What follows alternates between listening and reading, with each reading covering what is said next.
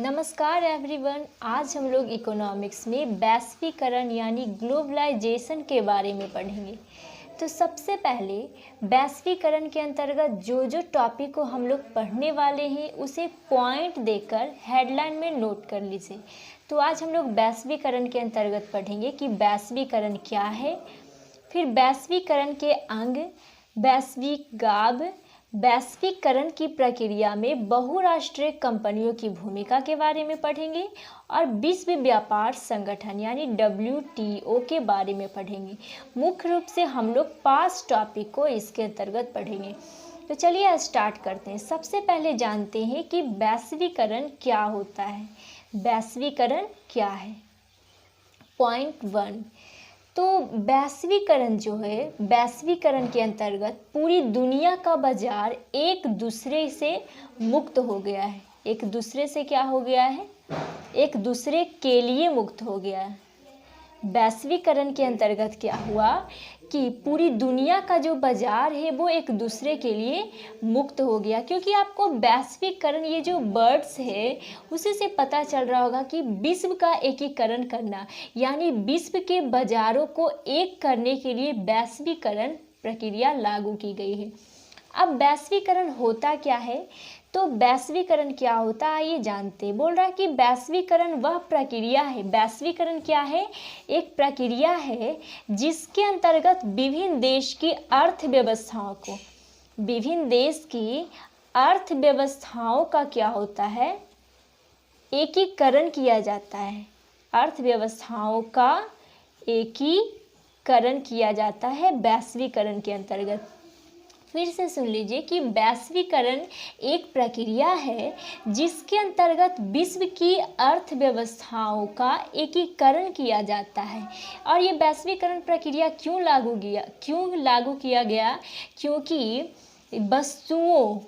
वस्तुओं एवं सेवाओं का, ताकि इसके अंतर्गत वस्तुओं एवं सेवाओं का प्रौद्योगिकी यानी टेक्नोलॉजी का, पूंजी का यानी कैपिटल का, पूंजी और श्रम या मानवीय पूंजी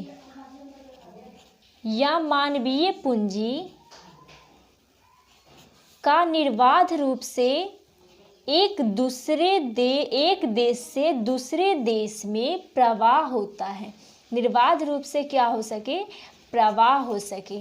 यानी वैश्वीकरण जो प्रक्रिया है, वैश्वीकरण प्रक्रिया के अंतर्गत विभिन्न देश की अर्थव्यवस्थाओं का एकीकरण किया जाता है ताकि वस्तुओं एवं सेवाओं का, प्रौद्योगिकी का, पूंजी और श्रम या फिर मानवीय पूंजी का निर्बाध रूप से एक देश से दूसरे देश में क्या हो सके? प्रवाह हो सके। इसीलिए वैश्वीकरण प्रक्रिया लागू की गई है। वैश्वीकरण के संदर्भ में ही बैंकरो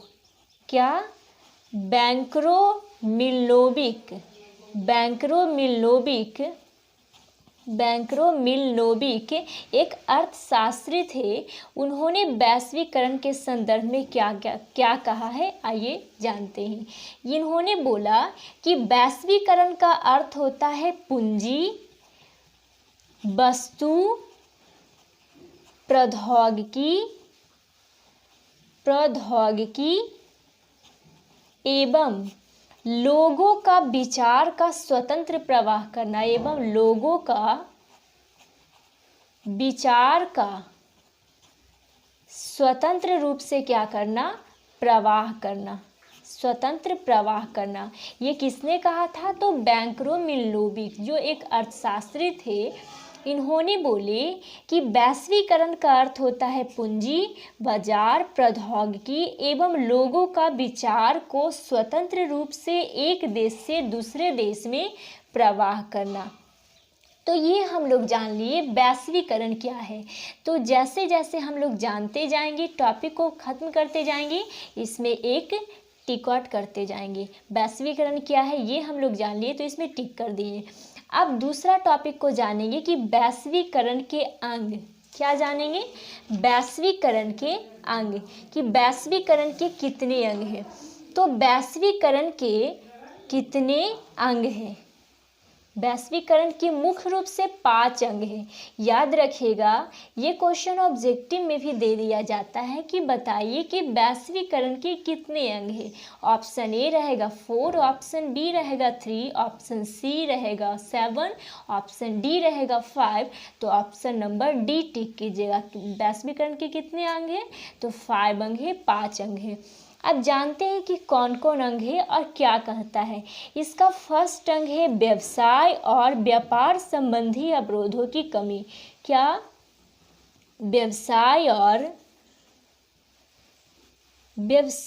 और व्यापार संबंधी अवरोधों की कमी। अवरोधों की कमी, इसका अर्थ जानिए क्या होता है। व्यापार और व्यापार संबंधी अवरोधों की कमी का मतलब क्या होता है? तो इसका मतलब होता है कि व्यापार अवरोधकों को कम, ताकि वस्तुओं, इसका तात्पर्य हुआ कि विदेशी कंपनियां हैं जो भारतीय बाजार में अपनी वस्तुओं एवं सेवाएं मुक्त रूप से बेच सकती है, और इसी प्रकार भारतीय जो कंपनियां हैं वो विदेशों में अपनी वस्तुओं एवं सेवाएं को क्या कर सकती है? बेच सकती है। तो ये किसमें है? व्यापार और व्यवसाय और व्यापार संबंधी अवरोधों की कमी में। अब इसका देखिए दूसरा अंग क्या है। दूसरा अंग कहता है पूंजी का निर्बाध प्रवाह। क्या? पूंजी का निर्बाध प्रवाह। पूंजी का निर्बाध प्रवाह होता क्या है? Free flow of capital. Free flow of capital, पूंजी का निर्बाध प्रवाह। पूंजी का निर्बाध प्रवाह में क्या होता है कि विभिन्न देशों में पूंजी का प्रवाह स्वतंत्र रूप से करना। विभिन्न देशों में पूंजी का प्रवाह है जो स्वतंत्र रूप में करना, ये क्या कहलाता है? पूंजी का निर्बाध प्रवाह।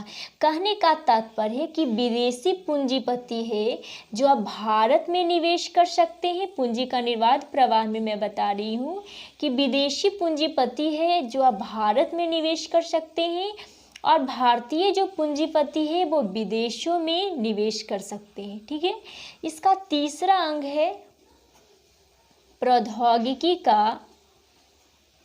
इसका तीसरा अंग है प्रौद्योगिकी का, अर्थात टेक्नोलॉजी का निर्बाध प्रवाह। निर्बाध कहने का अर्थ है कि बिना किसी बाधा का निर्बाध प्रवाह, यानी फ्री फ्लो ऑफ टेक्नोलॉजी।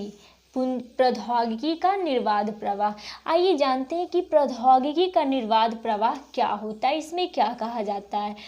तो इसका अर्थ हुआ कि हम लोग बिना किसी प्रतिबंध के, बिना किसी बॉन्ड के, प्रतिबंध के किसी भी देश में प्रौद्योगिकी का, किसी भी देश से प्रौद्योगिकी का आयात कर सकते हैं, और किसी भी देश में प्रौद्योगिकी का क्या कर सकते हैं?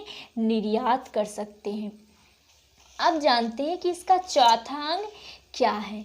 चौथा अंग जानते हैं क्या है। चौथा अंग कहता है कि श्रम का निर्बाध प्रवाह। श्रम का निर्बाध प्रवाह। श्रम का निर्बाध प्रवाह जिसे बोल सकते हैं फ्री फ्लो ऑफ लेबर। इसका अर्थ क्या होता है कि ऐसा वातावरण कायम करना कि विभिन्न देशों में क्या हो सके?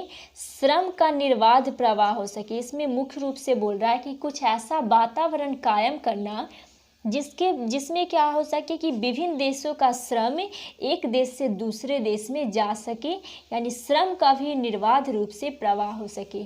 इसका पांचवा अंग है पूंजी की पूर्ण परिवर्तनशीलता।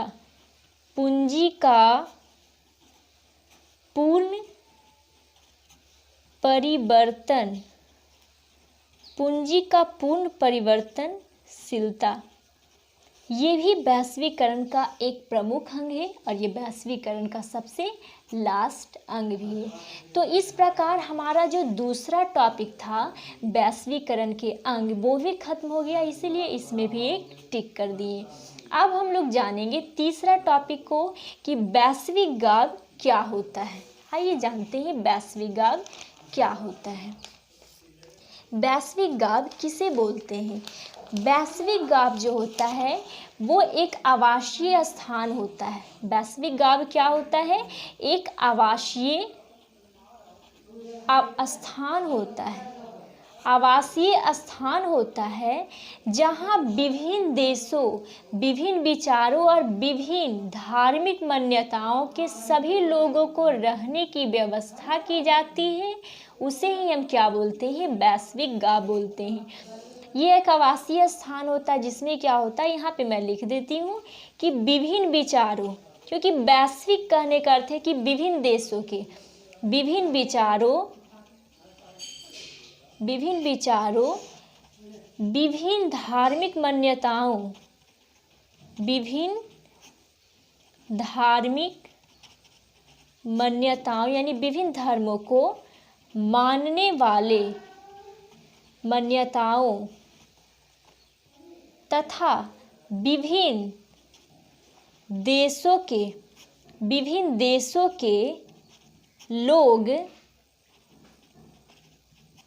लोग जहाँ निवास करते हैं, जहाँ अपने मर्जी से स्वतंत्र रूप से रहते हैं, उसे ही क्या कहा जाता है? वैश्विक गाव कहा जाता है। क्या कहा जाता है? वैश्विक गाव, ग्लोबल विलेज। वैश्विक गाव में क्या होता है कि वैश्विक गाव में कहा जाता है कि जहां आवास की सभी सुविधाएं आधुनिकतम रूप से उपलब्ध हो, जहां आवास के सभी आधुनिकतम संसाधन जो उपलब्ध होते हैं उसी स्थान को हम लोग वैश्विक गाव कहते हैं। और ये क्या होता है? एक आवासीय स्थान होता है। आज जो वैश्वीकरण की प्रक्रिया है उसके प्रचार प्रसार को देखते हुए प्रत्येक देश में एक वैश्विक गाव का निर्माण किया गया। जितने भी देश है सभी में एक वैश्विक गाव का निर्माण किया गया है। भारत में भी एक वैश्विक गाव है जो मुंबई से कुछ दूरी पे है। मुंबई से कुछ दूरी पे भारत में भी एक वैश्विक गाव है। तो इस प्रकार क्या हुआ कि हमारा तीसरा टॉपिक भी खत्म हो गया, वैश्विक गाव, इसीलिए इसमें भी एक टिक कर देते हैं।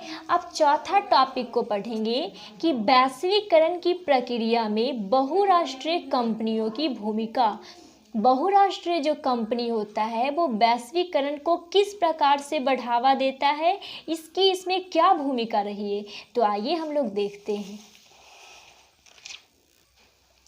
तो चौथा टॉपिक हम लोग को क्या है कि वैश्वीकरण की प्रक्रिया में बहुराष्ट्रीय कंपनियों की भूमिका, अर्थात role of multinational companies in globalisation. तो सबसे पहले इसमें जानना चाहिए कि बहुराष्ट्रीय कंपनी होता क्या है, उसके बाद हम लोग जानेंगे कि इसकी क्या भूमिका होती है। बहुराष्ट्रीय कंपनियां जो होता है वो वस्तुओं एवं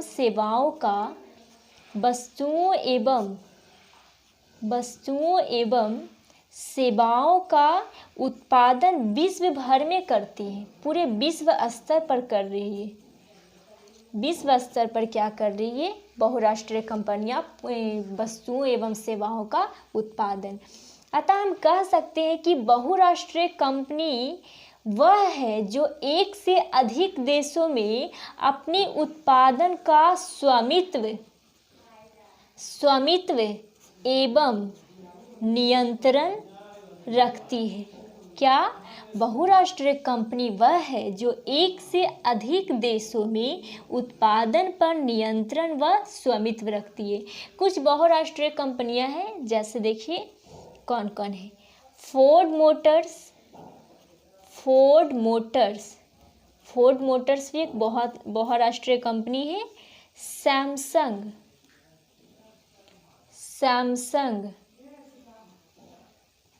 Coca Cola, Nokia, Infosys, Tata Motors और भी बहुत सारी हो सकती है बहुराष्ट्रीय कंपनियां। तो ये सब क्या करती है, अपनी वस्तुओं एवं सेवाओं का उत्पादन, वस्तुओं एवं सेवाओं का जो इसका वस्तुएं एवं सेवा होती है वो एक देश से अधिक देशों पर अपना स्वामित्व बनाए रखता है। विभिन्न देशों में अपना क्या करता है, स्वामित्व बनाए रखता है अपने उत्पादन का। तो अब ये तो हम लोग जाने कि बहुराष्ट्रीय कंपनियां होता क्या है। तो हम लोग को टॉपिक क्या था कि वैश्वीकरण की प्रक्रिया में बहुराष्ट्रीय कंपनियों की भूमिका, इसकी भूमिका क्या है। तो देखिए इसकी भूमिका क्या है। ये जो बहुराष्ट्रीय कंपनियां होता है, बहुराष्ट्रीय कंपनियों के द्वारा ही विश्व के जो दूर दूर स्थानों पर फैला उत्पादन है वो एक दूसरे से क्या हो रहा है, संबंधित हो रहा है। तो इसकी एक भूमिका हो गई। और भी इसकी भूमिका है कि ये उत्पाद खरीद कर अपने ब्रांड के नाम से पूरी दुनिया भर में बेचती है। इसी को तो हम लोग बहुराष्ट्रीय कंपनी कहते हैं। तो इस प्रकार क्या हुआ, ये जो बहुराष्ट्रीय कंपनियां उसकी प्रमुख भूमिका रही वैश्वीकरण को आगे बढ़ाने में। तो देखिए हम लोग को अब चौथा टॉपिक भी खत्म हो गया, इसीलिए इसमें भी एक टिक कर दिए। अब सबसे लास्ट टॉपिक के बारे में जानेंगे, यानी विश्व व्यापार संगठन, जिसे WTO कहा जाता है। इसका फुल फॉर्म होता है वर्ल्ड ट्रेड ऑर्गेनाइजेशन। पांचवा टॉपिक है WTO, वर्ल्ड ट्रेड ऑर्गेनाइजेशन, अर्थात विश्व व्यापार संगठन क्या होता है। तो सबसे पहले हम लोग जानते हैं कि विश्व व्यापार संगठन होता क्या है। तो ये जो WTO है वो एक ऐसा अंतर्राष्ट्रीय संगठन है। ये क्या है, अंतर्राष्ट्रीय संगठन है, पूरे अंतर्राष्ट्रीय लेवल पे ये काम करती है। अंतर्राष्ट्रीय संगठन है जिसका उद्देश्य अंतर्राष्ट्रीय व्यापार को क्या होता है, उदार बनाना। अंतर्राष्ट्रीय व्यापार को उदार बनाना है, इसका काम है विश्व व्यापार संगठन का। ये जो WTO है वो अंतर्राष्ट्रीय व्यापार से संबंधित भी क्या करती है, नियमों का निर्धारित करती है कि अंतर्राष्ट्रीय रूप से व्यापार किस नियम से होगा। ऐसे ही कुछ बिना कोई अपने मर्जी से नहीं कर सकता, इसके लिए रूल बनाती है WTO, वर्ल्ड ट्रेड ऑर्गेनाइजेशन जिसे कहा जाता है। वो व्यापार, अंतर्राष्ट्रीय व्यापार संबंधी नियम को निर्धारित करता है। अब WTO का स्थापना कब हुई, इसकी स्थापना हुआ जनवरी 1995 में, यानी जनवरी 1995 में इसकी स्थापना हुई। इसका संगठन है, अभी वर्तमान की बात करें तो वर्तमान में 149 देश है जो WTO के संगठन का सदस्य है। और इसमें से कौन है, एक भारत भी है। इसमें से हमारा भारत भी क्या है, WTO का एक सदस्य है। इसका मुख्यालय कहाँ है, इसका